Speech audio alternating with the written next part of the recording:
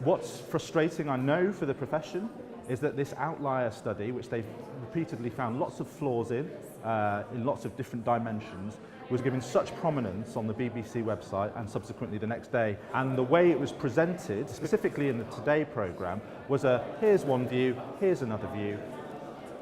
Audience, listeners, you go and make your own mind up. Which one do you find more convincing?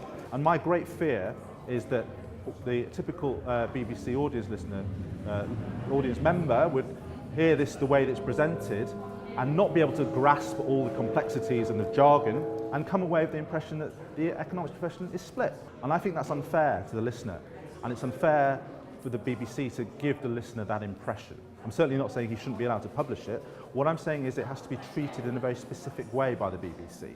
They need to present it, if they are going to feature it, as an outlier. They need to make that clear from the start, and they need to give a real sense that this is not what the profession as a whole believes. There have been some discussion around the difference between balance and fairness. You talk about balance being the thing that BBC pursues. On a naive level, balance is simply having one person on one side and one person on the other.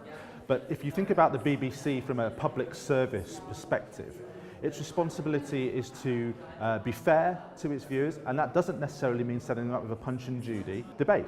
If that debate does not reflect the balance of opinion within the profession, within a scientific profession on a particular issue, I think that's how I would describe that as false balance, and false balance is unfair to the viewers. Now, what you need at the BBC is producers and journalists who are prepared to push aside the political pressure to show that false balance, and who have the courage to say, no, we're going to be fair to our readers, and if we get political flack for being fair to our readers, we will face it down on that basis. We will say we have to be fair, and I think that's what we need to do.